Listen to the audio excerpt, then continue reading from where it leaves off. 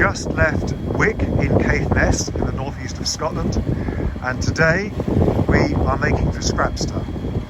On the way we will round the northeast tip of Scotland near John O'Groats, and we'll also pass the most northerly point of the British mainland, which is Dunnet Head.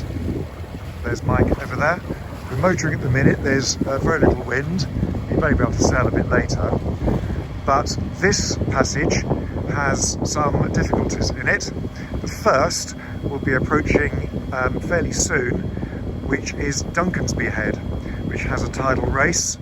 And then once we're round the corner heading east, we're in a very notorious part of piece of water called the Pentand Firth, which at certain times has some of the most extreme tidal flows in the entirety of the British Isles. Over 12 knots, I think 16 is the record that's been reported there. So we're quite anxious about that, but we've taken advice from our harbour master. We amended the plans that we made from the pilot book accordingly, and we think we're going at the right time now, and we'll have fair tide with us most of the way. In the distance is a yacht called Olivia, who we met at Peterhead. When you go to harbours like Wick, and some of the others we've been to, you meet other circumnavigators. We haven't met anyone doing exactly what we're doing, but we've met couples who are going around and sightseeing, a lot of people going to Orkney, but it is lovely seeing the same people each time and getting to know them a bit as well. Nos Head Lighthouse, just outside Wick, coming up ahead now. It's a lovely day, a slight nip in the air, but it's sunny, the sky is blue, and I can't think of many more pleasant things to do on an afternoon such as this, other than be on the sea in Bubble.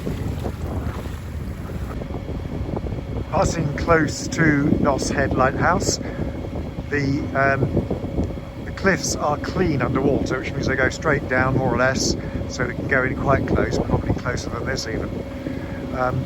Beyond is the expanse of St Clair's Bay, and in the distance, it won't show I think on the video, but in the distance I can see directly ahead Duncansby Head, which is where we're heading. We're seeing lots of bird life as always.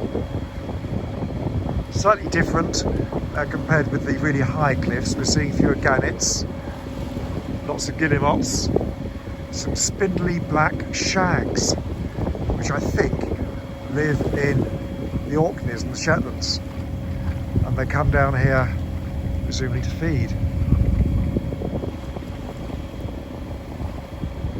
Motor sailing now with the genoa out. There's 5 or 6 knots of wind, just enough to fill the sail and give us a bit of an advantage. It's nice to use the sails if we can. The problem is when you're passage making and trying to get somewhere which is 20, 30, 40 miles distance, you just have to maintain the speed, which means inevitably having to use the engine much more than we'd like.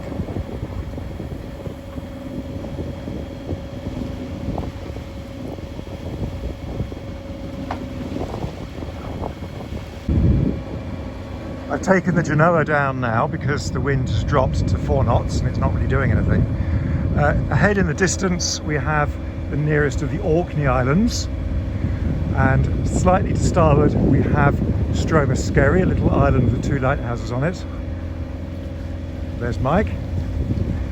And as we've been coming up towards Duncansby Head, the tide was with us, and so we were gaining speed almost by the minute, up to 8 knots. But it suddenly dropped off. I think there may be a back eddy because of the bay to port here. This is Duncansby Head, nearly at it now. Duncansby Head is the most northeasterly point of Great Britain, and I calculated earlier that we're now something like 520 miles north of our most south point. And when we get to Dunnet Head, which is the most northerly point of the Great Britain mainland, that will be 525 sea miles, rather more in land miles. Quite a few people are on the top of the cliff there at Duncansby. One person's perilously close to the edge there on the slope. I want to do that. It's taking a bit of a risk. Seabirds as usual. We've had more elsewhere, but there's plenty flying around. And because of the calm weather, we're able to round this point really in great safety. And it would be quite a struggle, I think, in some conditions. It would be dangerous in some conditions, but today it's just a pleasant cruise, and it really is a lovely sight. I don't know if the birds are showing up on the video, but they're flying everywhere around the headland there.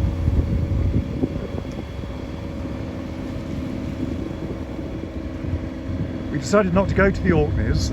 It's tempting, of course, to go there, but there's so many wonderful things to see on this circumnavigation. Perhaps another year will be the year for the Orkneys. We're just going round the island of Great Britain, so for us it's a left turn here. There goes a guillemot. They seem to struggle to take off sometimes.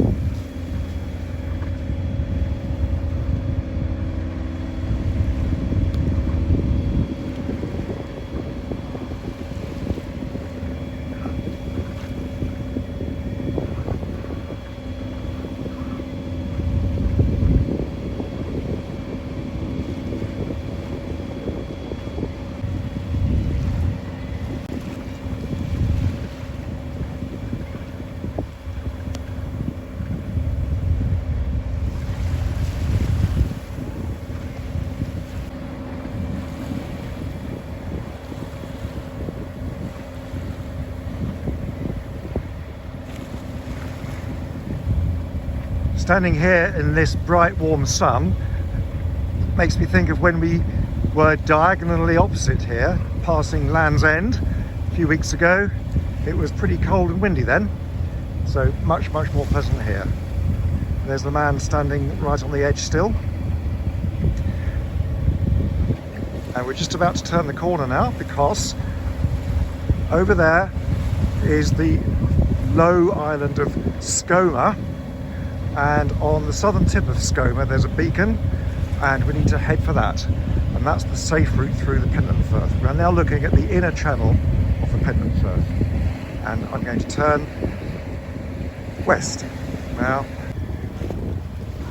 We have just turned west, turned the corner, and there's Mike.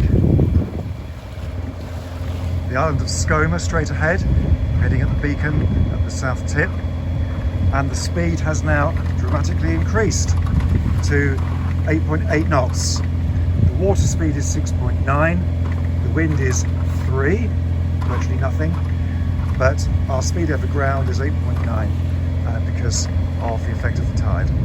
This is the infamous Pentand Firth. The inner channel is straight ahead. We're going through the inner channel, and there's Skomer and the rest of the Pentand Firth between Scotland and the Orkneys there. There's plenty to look at, because the Orkneys is an archipelago of quite a few islands spread over a large area. Sea's virtually flat. A little bit of churning because of the tide, but I think we've been very lucky with the weather. It's lovely to sail, but to pass points like this in calm weather is much more comfortable, really. There's all the cars parked up at Duncansby Head. Hope they're enjoying the day as much as we are.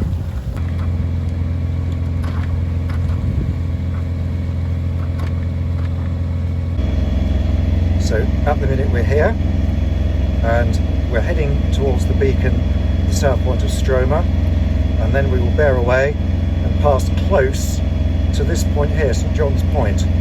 Off St John's Point, this is the Merry Men of May, so-called turbulence, and we're hoping by staying inshore, close inshore, we'll be able to slip past that without being churned up too much.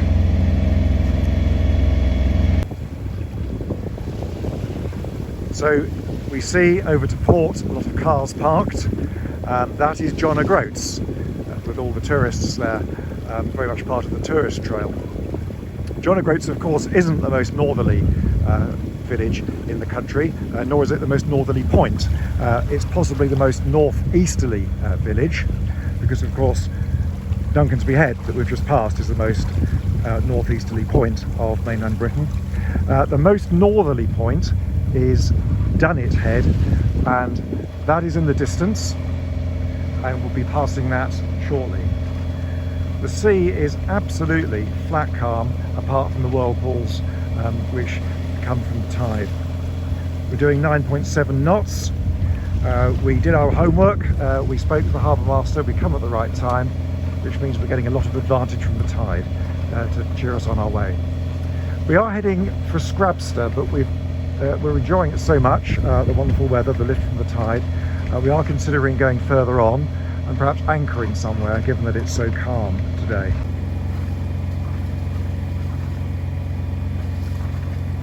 There's a surprising number of derelict farmhouses, I think they're derelict, on Skomer.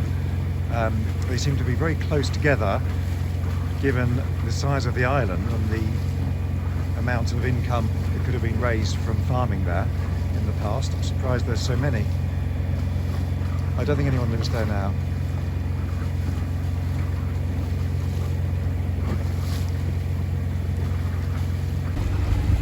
Mike has chosen to stay a bit further out, perhaps to admire the cliffs on the Orkneys beyond.